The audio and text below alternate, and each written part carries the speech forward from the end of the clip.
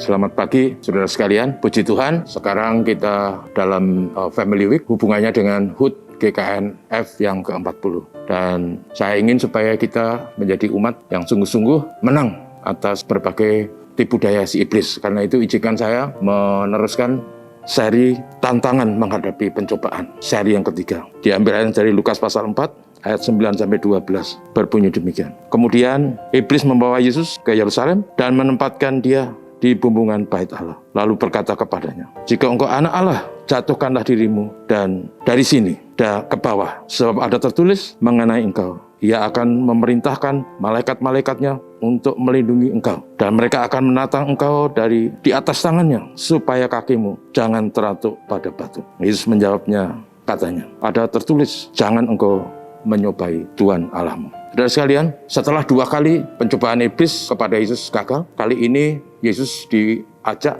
naik ke atas bumbungan bait suci. Bumbungan itu berarti bagian tertinggi dari bait suci itu.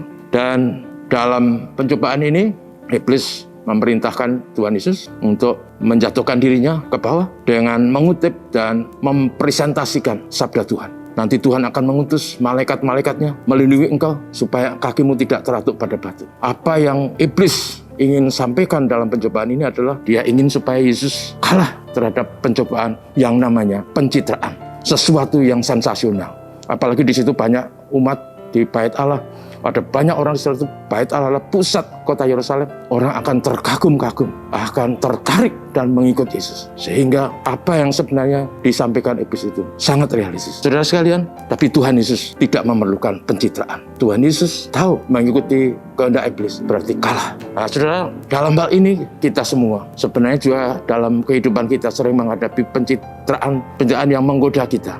Kita ingin dianggap orang penting, kita ingin disanjung, kita ingin dianggap orang yang berjasa. Dan karena itu, iblis sering memakai keinginan-keinginan manusiawi itu dengan cara yang membuat manusia selalu merendahkan orang lain dan memposisikan dirinya sebagai yang lebih dari yang lain, yang namanya kecongkaan, arogansi. Ada orang-orang yang dalam ilmu psikologi disebut dengan paranoid. Paranoid adalah orang yang tidak bisa hidup tanpa pujian. Dia harus dipuji, dia harus disanjung, dia harus mendengar hal yang hebat bagi dirinya. Kalau ada kritik, ada celaan, ada teguran, dia langsung vibrasi, frustrasi. Dalam hal ini, saudaraku, apa yang namanya kecongkaan, arogansi itu erat kaitannya dengan paranoid. Jangan sampai kita menjadi orang-orang yang congkak, arogan, merasa pintar sendiri, merasa bisa sendiri. Gereja kita memerlukan kita semua. Kita semua berharga di mata Tuhan. Jangan ada yang merendahkan yang lain. Dan karena itu, saudara, Tuhan Yesus berkata tidak dan tidak mau mengikuti kehendak iblis. Ingatlah saudaraku, yang namanya arogansi, orang yang ingin sensasi, yang hanya mengejar pencitraan adalah orang yang congkak.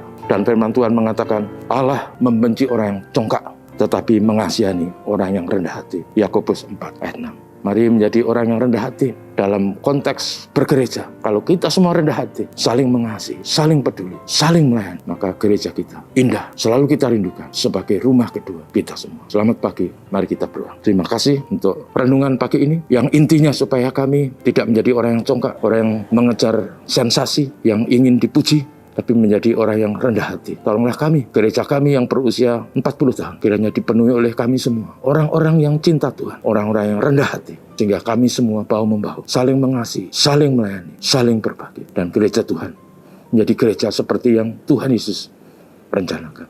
Berkati kami semua hari ini Tuhan Yesus, berbagai aktivitas yang kami lakukan. Mohon berkat dan lindungan Tuhan. Bapa, terima kasih. Amin. Selamat pagi.